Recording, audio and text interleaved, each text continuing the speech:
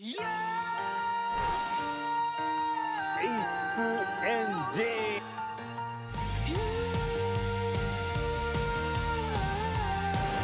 ここがまさに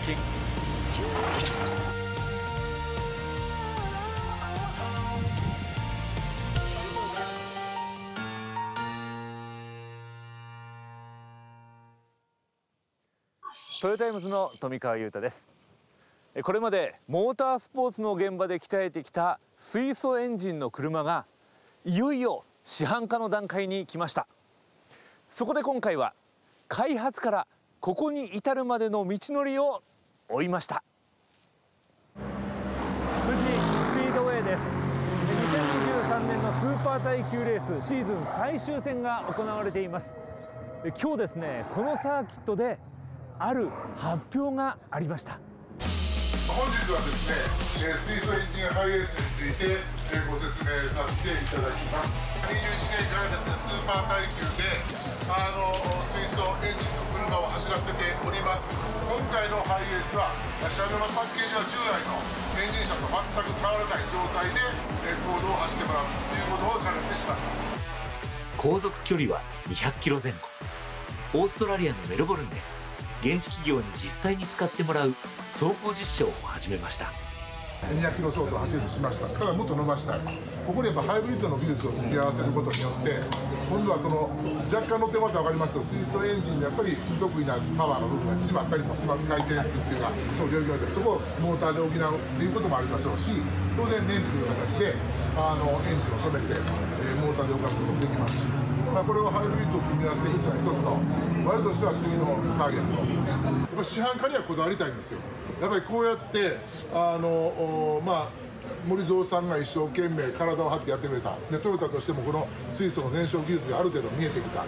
でこれはやっぱり最終的に世の中に走って初めて我々の技術っていうのはお客様の役立てるんで。水素エンジン車ハイエースがオーストラリア、公道での実証が始まりました。まさに実用が近づいているという状況。実証から実装からね、本当にリアル。やっぱこれね、急にリアルなんか行きやしませんからね。だからこういうやっぱり着実な動きっていうのを皆さんが見て、これだったら安全だなというふうに思っていただき、それでこのカーボンニュートラルの輪って広がっていくんじゃないのかなというふうに思ってます。水素エンジンの開発している人たちに話を聞いてると、やはりモータースポーツで森蔵さんをはじめ、ドライバーの皆さんが鍛え続けてきたことがあるからこそ、今ここまで来てるんだ、スピード感を持って作られてるんだって話をして、関わっていた水素エンジン車がこうやって実証につながってるっていうことは改めてどんな実感を？やはり私が乗る前っていうのはね、水素イコール爆発、非常に危険なものだというイメージが多くの方持っておられたと思うんですよね。今そういうことを思われる方も一部おられるかもしれませんが、水素イコール未来の乗り物みたいな感じで感じて捉える方が多いんじゃないですか。ですから、情熱を持った意思ある行動というのをやっていくとね、こんなに同じ危険だって言ってたものが未来のワクワク感に変わる。こんな気持ちね、ぜひとも多くの人と共感いただきたいなというふうに思います。これまではモータースポーツの現場で活躍してきた水素エンジン車。まさにチーム一丸、車を鍛えてきました。その水素エンジン車がいよいよ市販化に近づいていると聞いたのは、6月にトヨタの技術を一挙に発表したテクニカルワークショップの時でした。この日はレクサスの LX に水素エンジンを搭載して試乗できるようになっていたんです。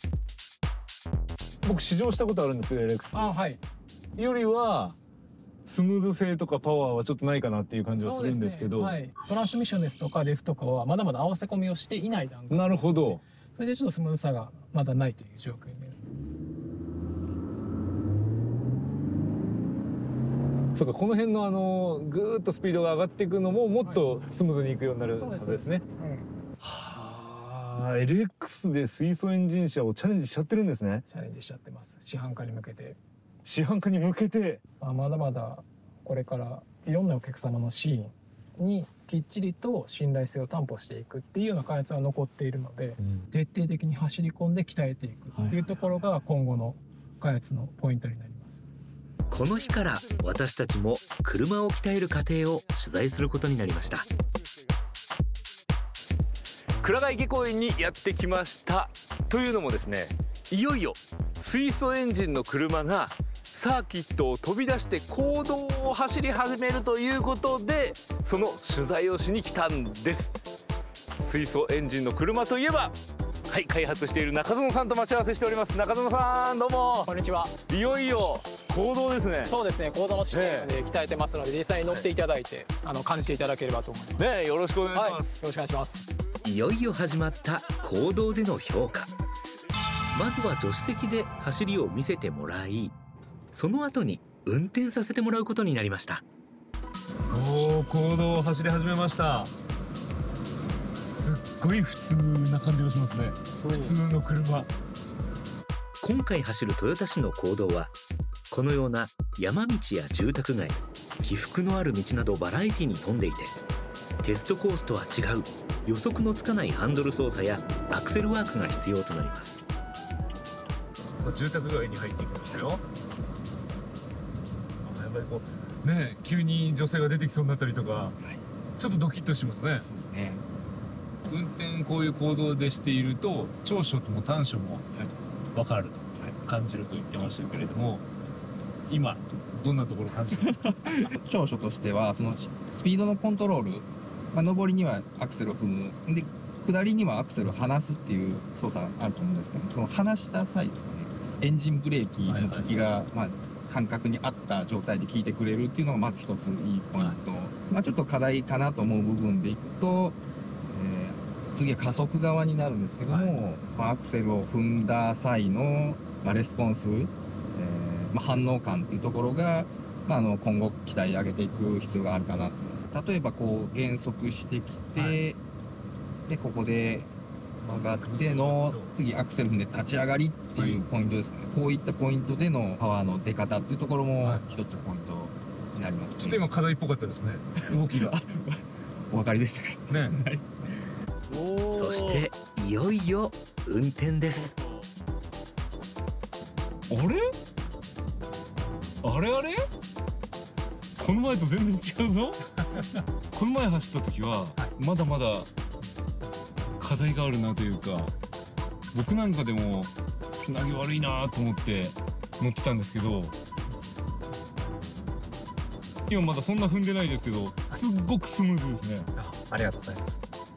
前回乗っていただいた時から、そういうアクセルワークの加速減速ショックのところを非常に力入れてやってきてますので、普通の市街地だと差は感じられないかなって、ないですね。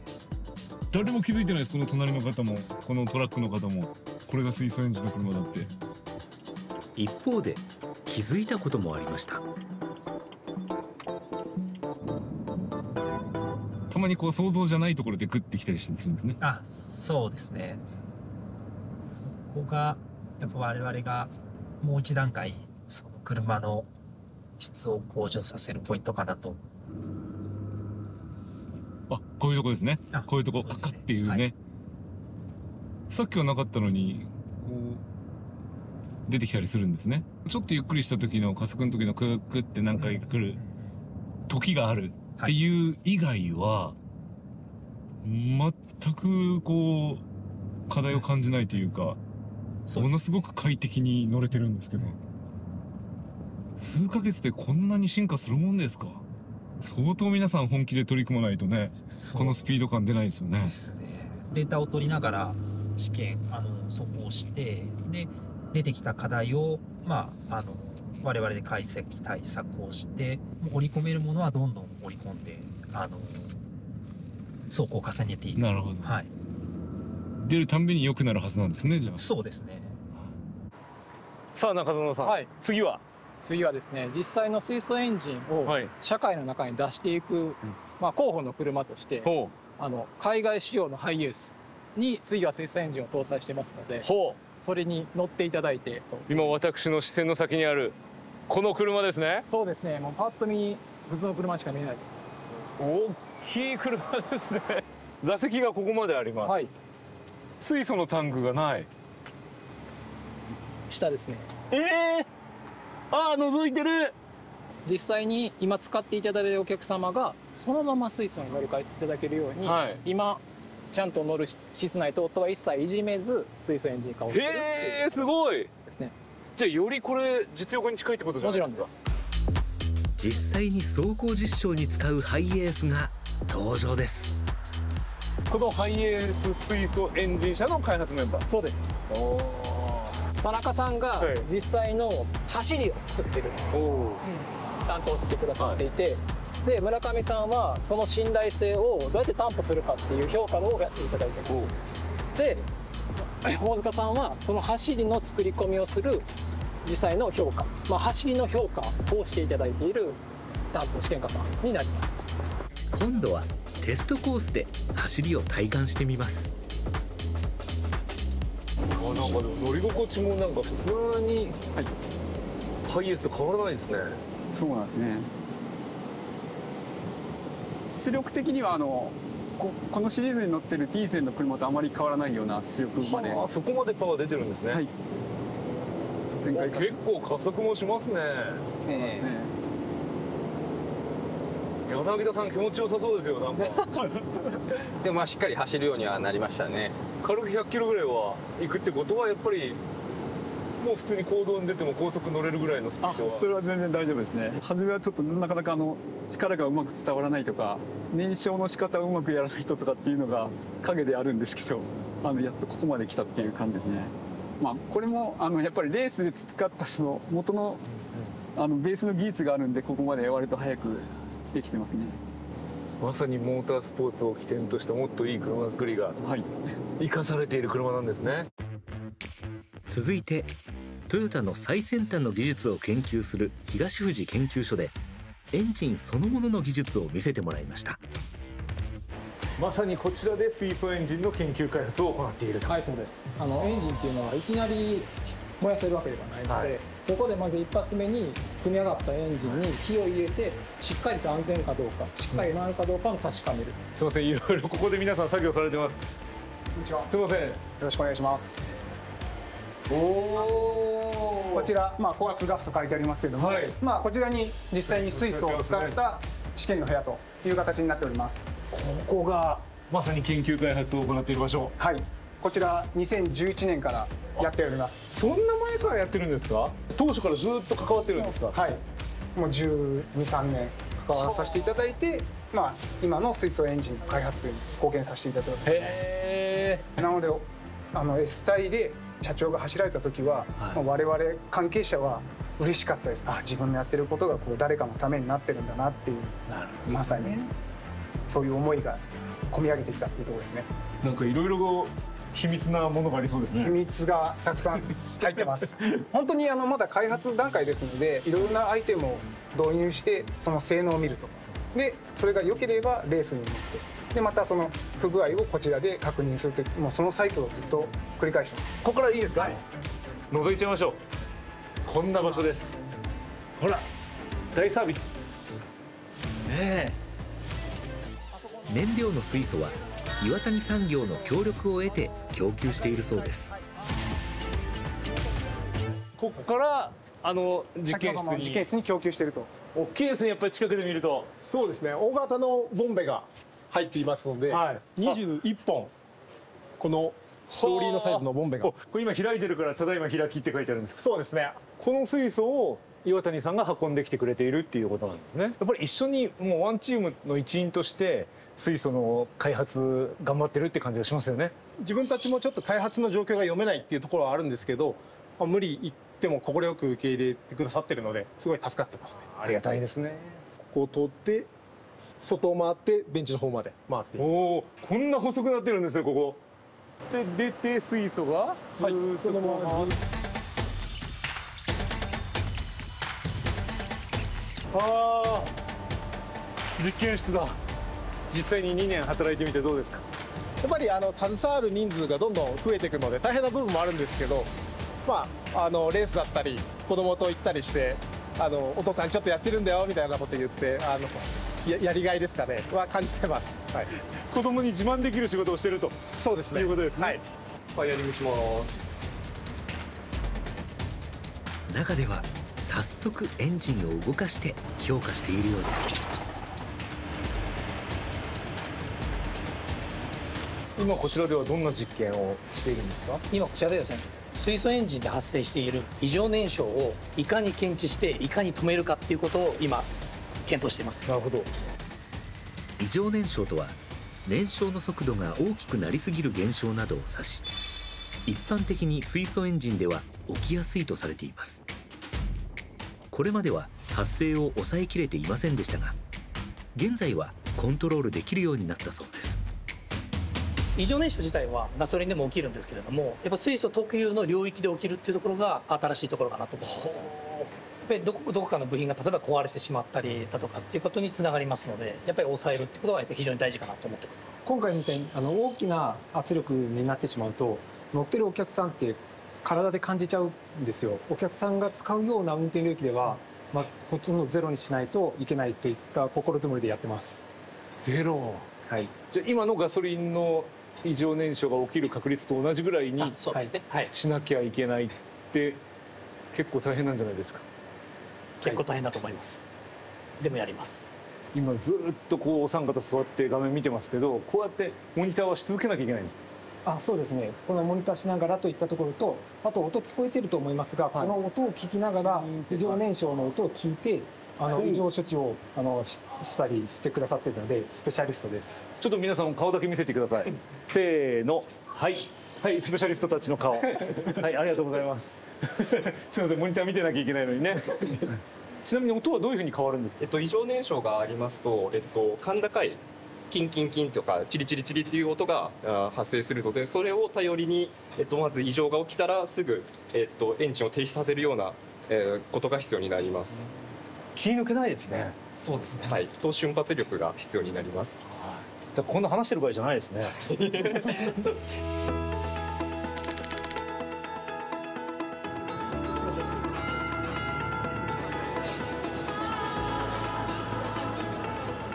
さあいよいよオーストラリアにやってきました。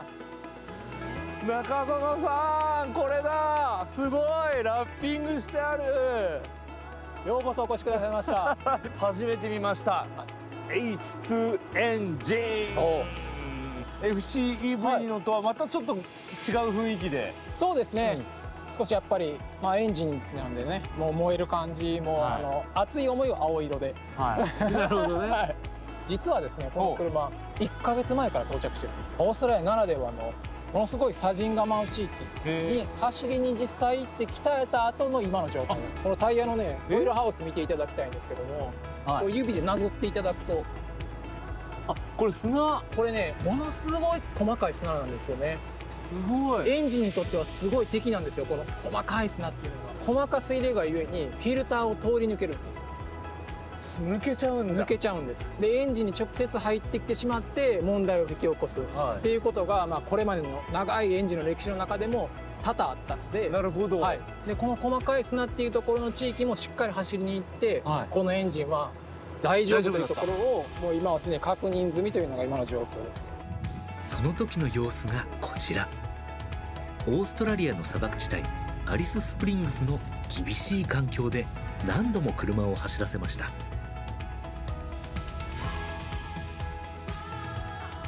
戻ってきた後は車の状況を細かくチェックします。それはどういう部品？これはですね、気体の水素をこのインジェクターっていう噴射する部品があるんですけど、その供給するためのパイプになります。今外してみるとここに見えますかね、茶色い砂みたいなの。これが多分今回オーストラリア特有の細かい砂。これもすごくいい材料になってると思います。斉藤さん、今ものすごい集中して何かを取られてるんですけれども。そうですね。よく見てみるとちょっと違いますよね。まだまだこれも生まれたての本当にまだひよこなので、しっかりと今後世の中に出せるように私たち、私含めメンバーと一生懸命頑張るのは当然ですけど、TMCA のメンバーと一緒にお互いに助けられる関係を築いてしっかりオーストラリアで頑張っていきたいなと思います。 So you're now replacing the injector of the hydrogen engine. Yep. So what do you feel about? Yeah, it's good. It's good. Definitely a good learning opportunity. How it's completely different to gasoline engine, I would say. Yeah. I heard that you test drive this vehicle at the Alice Springs, Yep. which is middle side of the Australia. Yep. What was your experience? Yeah, we didn't have any major issues in Alice Springs, which was really good. Really positive for this vehicle. We 辻さんこんにちは。こんにちは。辻さんは今日この場でどういった作業されているかまずお伺いしてもいいですか。車両の、データのチェックをしてます。ベースはガソリンエンジンです。で、水素供給系、燃料供給系は未来のものを使ってます。これら全部この白い点々、これらもそうですけど、フロントから跳ね上げた石が、床下を跳ね回って最後ここらにダメージを与えます。で、もともとこの黒いカバーなくてですね、タンクが頭が見えてしまっていました。これ TMCA のメンバーがこれじゃダメだよって言って追加してくれたもので、まさにこれが役目を発揮して今回アリススプリングの評価は問題なしという判断をいただきました。本当に最初は少人数で始めました。その最初の頃から作ってきた車が世に出る。で、こうやって仲間が支えてくれてプロジェクトが進むというのは非常に楽しみなところです。嬉しいです。じゃあ運転はですね、我々のチームメンバーのジョシさんにやっていただきます。ジョシさん。はい、ジョシさん。Nice to meet you. すごいヒゲですね。失礼します。おいどうぞ。ああ、本当だ。椅子もちゃんとしてますね。そうですよ。ね、実際に。座り心地もいい。いい音。この音が聞こえても二酸化炭素は出してないっていうね。結構スムーズじゃないですか。スムーズになりましたよ。ね。はい、もう実際にお客様に使っていただけるレベルには仕上げてきてます。さあ入りますよ。スムーズに入っていきます。本当この出だし低速から行く時が一番違和感あったんですけど、そうです、全くないですね今。どんどん良くなっていく、まだまだ途中なんですけども、それでも今そうやって感じていただけるぐらいのレベルまで仕上げてきてます。前だったら多分ね、女子さんのひげがこう動いてたと思うんですよ。そうすんなりいってます。よかったです。コースとしてはもうメルボルンのこの中心地、そうですね。そっぱの方がかなり繰り返してね、においてもストレスがないかですとか、嫌な感じがしない。普段通りかっていうのが一番重要なんですけど。なるほど。こうやってトラムも走ってね。そうですね。女子さん、運転している感覚はどうですか？この水素エンジンハイエースは。なんか違いを感じます？ガソリン車とかディーゼル車と。This car produces low emissions, so I think it's very good for especially city driving area. Good for the environment. 乗り心地っていうのはどうなの？ It still feels very much like a petrol engine. Yeah, not much different, which is good. つまりは普通に運転できるっていうことですね。それが一番大事ですもんね。使う土地に行って鍛えるとか、試してみるっていうのはもちろん大事だとは思うんですけれども、なんでそれがオーストラリアなんですか？オーストラリアの道っていうのは車を鍛える場として古くから活用されてきて、ランドクルーザーっていう車も必ずオーストラリアの地に持ってきて車を鍛えるということをします。1957年にクラウンが持ってきてラリーに出た、あれもオーストラリアの地でやっぱり鍛えるっていうことが目的だったんですかね。そうですね。実際にやっぱ走らせることで鍛える、使っていただくことで鍛える、レースで出ることで鍛える、それぐらいオーストラリアの道っていうのは今走らせてもらってる市街地だけじゃなくてオフロードですとか、いろんな道が実際に存在をしているというところですね。ということで私たちもオフロードへ向かいました。さあ、郊外へとそうですね、移動してまいりました。オーストラリアの道っていうのは舗装されていない道ですねが実に 60% に上るんです。しっかりと車の耐久性が確保できているのか、またこういった道でも運転ができるのかっていうところもものすごく重要な一つのファクターですと。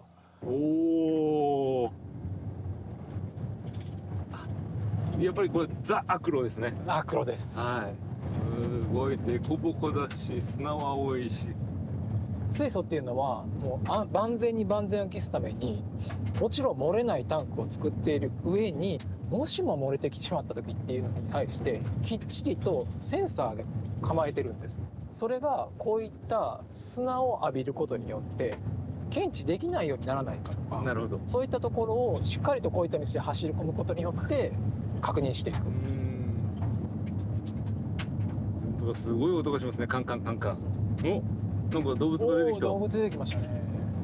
羊？ごめんね。こうやって現地の評価メンバーでドライブをしてもらってますけども、日本人の我々がこれを運転してしまうともっとスピード落としちゃうと思うんですよね。ああ、なるほどね。でもこれが多分リアルなスピードなんですよ。慣れてるからね。そう実際のお客様に使ってもらわないときっと我々ではわからない。実際にですね、水素エンジン車を導入する会社でお話を伺います。Hi, nice to meet you. Hi, welcome. これ、いい、グッデザイン。ね、会社のシールがもう貼ってありますよ。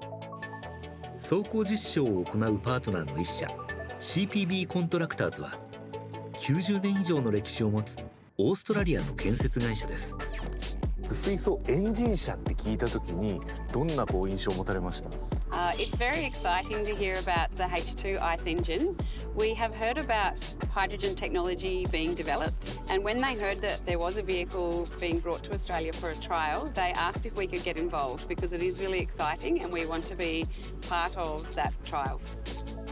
この会社では従業員を運ぶバスとして今回の水素エンジンハイエースを使用する予定です。CPB コントラクターズにとってはどんな意義があるんですか？ So CPB contractors, sustainability underpins everything we do. We are committed to a net zero future and we work with the community, the government and through our projects to achieve this. At the moment, it is a challenge to get fueling stations for hydrogen, but we hope that by participating in trials like this, we can help increase the demand in terms of the number of vehicles that use hydrogen. And once that demand increases, we hope the supply keeps up and that we can see distributed networks of hydrogen fueling, just like we do for diesel and petrol. 車をより良い状態で届けたい。開発はギリギリまで続きます。こんなテストコースもあるんですね。はい、そうなんですよ。これオーストラリアのテストコースなんですけど、日本だったらほとんど未舗装路のテストコースってないんですけど、カンガルーがいるテストコースもないですもんね。可愛いカンガルーが。可愛いカンガルーいますけど、車を鍛えるっていう場所でもあるんですよ。本当にここは。いよいよこの段階まで来ましたけれども、そうですね。手応えとしてはいかがですか？短い期間で実際にお客様に使っていただこうと思って本当に急ピッチで仕上げてきてます。改善策を入れて最後のお客様にきっちりとしたものを届けようっていう本当に今ギリギリのタイミングで、それこそもう2日前に対策品が届いて、マフラーですね、よくあるボーンと音する、本来音を消すものなんですけども、そのマフラーのこの排気管の一式ですね。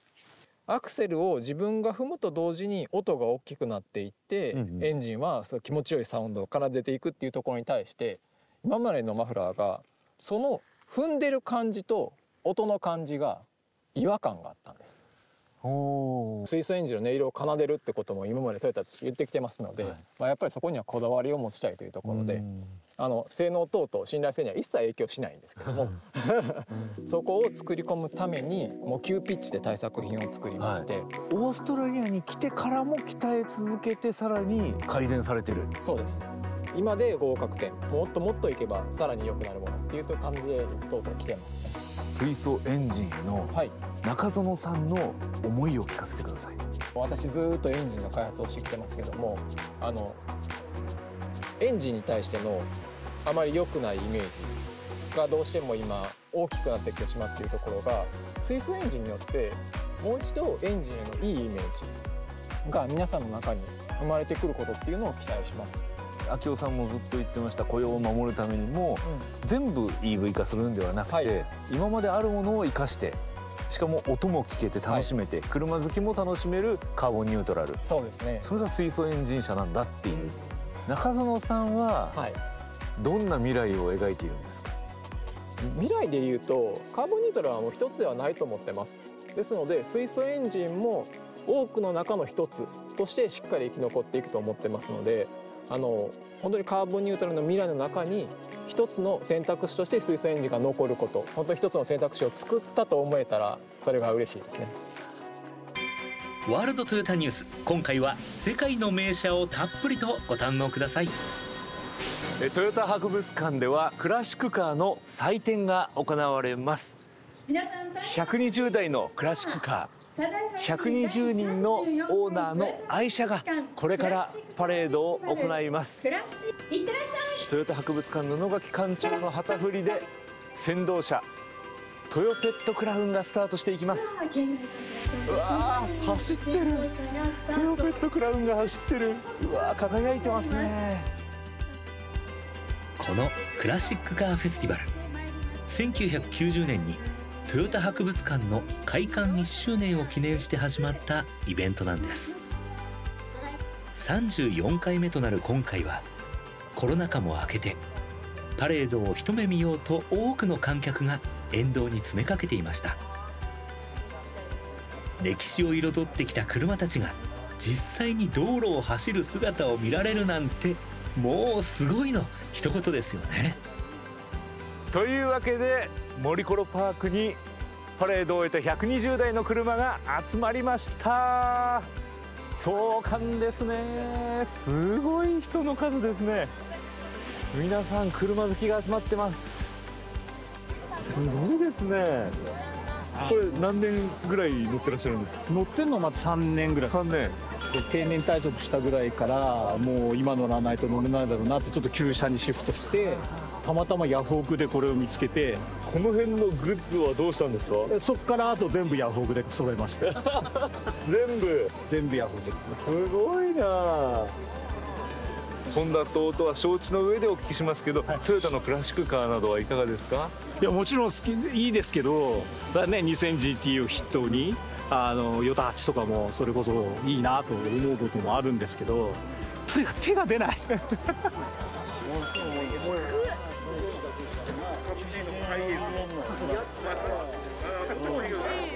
すごい。どうぞ。すみません、失礼いたします。オーナーの方の許可をいただきました。すごい低いですね。いや、なんか緊張するこれ。ハンドル細い。木製のハンドルです。すごい。この前にも10年ぐらい同じ車乗ってたんで乗り換えたんですよね。どんなところが好きなんですか？もう小学校6年生ぐらいの時に東京モーターショーにこれが出まして、僕が大きくなったらこれを買うんやと。でも夢が叶ったんですね。おかげさんでね。けどバブルの頃になるとこれ243万の車ですから、2500万になって、うわ、とうとうバブルで夢終わったなと思ってたらバブル弾けて1500万になったもんで、1台目を買ってそれを10年楽しみ、これもちょっと出しましたけど、夢のためなら。そうです。120台それぞれが個性的で素晴らしいクラシックカーが集まりましたけれども、この中であえて選ぶとしたら気になる車、布垣さんがどの車でしょう？難しいんですけどね。みんな気になるんですけど、2台選ばせていただきました。まずこの黄色い車、これ、1600GT。はい。今でいうとレーサーの普段の足としてよく使われてたんです。僕はその話を当時のレジェンドレーサーの方々から聞いて、そうだったんだっていうことを知って、それでより一層興味を持つようになりました。僕も乗ったことがあるんですけど、シフトが本当にスコッと入るんです。そうです。はい。本当に気持ちいいんですよね。気持ちいいね。はい。やっぱりそうなんだ。ね。すごく運転しやすいですね。一言、この車の好きなところ。形ですね。形。もうハードトップ、日本最初のハードトップボディっていうね。これがハードトップの国産ではハードトップの1号車ですから、形がすごく綺麗です。いいですね。色もね鮮やかですし、形も綺麗ですし。皆さん本当にピクニック来るような感じ。続いての車は？っていう感じですよね。すごいな。これですか？はい。可愛いですね。この車なぜ気になってるかというと、中身のエンジンは超有名な大衆車なんですよね。あ、オーナーが開けてくださる。すみません。実はこれ有名なオースティンミニのエンジンを使ってるんですよ。ところがこれはですね、レースにも出れるぐらい、まあ言ったらこう軽量なコンパクトなボディに積んで、いきなりルマンに出るぐらいの性能にしちゃったという。すごい。あ、これルマンですか？すごい。まあですからこう今でいうところの GR ヤリスみたいな車ですからね。非常にこうなんですかね、小さいエンジンなんだけどよく走るっていう意味で僕はこういう車大好きですね。普段も結構乗ってらっしゃるんですか？ですね、乗り回すことはあまりしないですね。まず週に1回はエンジンかけますけれども、それは事情があって。犬の小屋を掃除するために移動しないと犬小屋を掃除できないんですよ。そのために動かして、そうです。そのために動かしてエンジンかけて調子見てまた収める。まさかこの車からそんなエピソードが聞けるとはっていう感じですけどね。いや本当そうなんですよ。でもそうやってね生活の中で一緒に使ってらっしゃるって素晴らしいなというふうに思いますね。次の方に渡すためにもいい状態で渡したいなというような意味合いもあって今一生懸命きれいにしてます。すみません、失礼いたします。こうしてで、こうするとスポッてはまる感じですね。似合うね。似合いますか？似合う。いいですか？なんでしたら。本当ですか？おいくらでじゃあ譲る？いやちょっとそれをまだ今売り言えませんけども。へえ。あ、ギアもいい位置についてるし、ね。非常に乗りやすいですよ。ね。はあ。まだまだなるべくたくさんの名車を一気に紹介しますよ。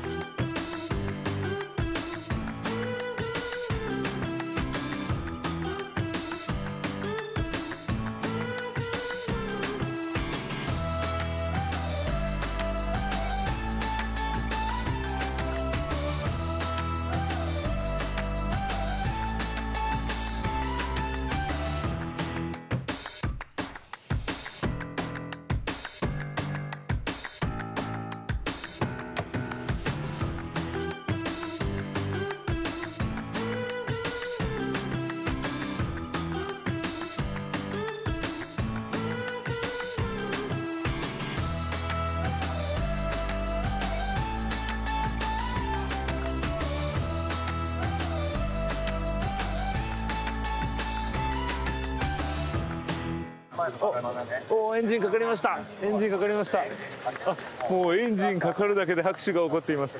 これからですね、普段はトヨタ博物館に展示してある車が実際に走るということなんです。ゆっくり走り始めました。本当に走るんだ。すごい。100年以上前の車ですよ。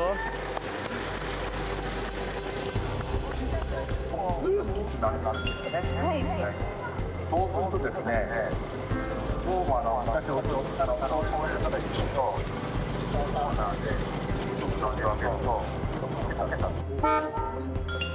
1950年、エルトラのヤンノクターのレールに行ってらっしゃい。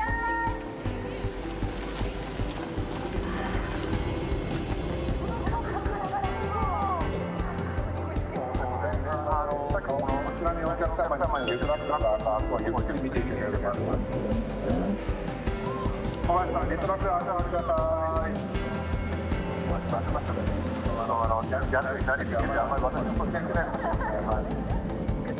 このクラシックカーフェスティバル、率直な感想いかがでした？車好きは不滅だなっていう感じですね。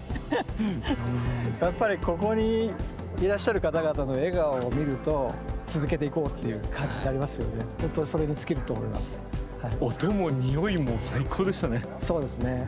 でやっぱりここの熱気に触れて触発される子どもたちが結構いらっしゃるんですよ。僕はそこに期待したいなというふうに思ってます。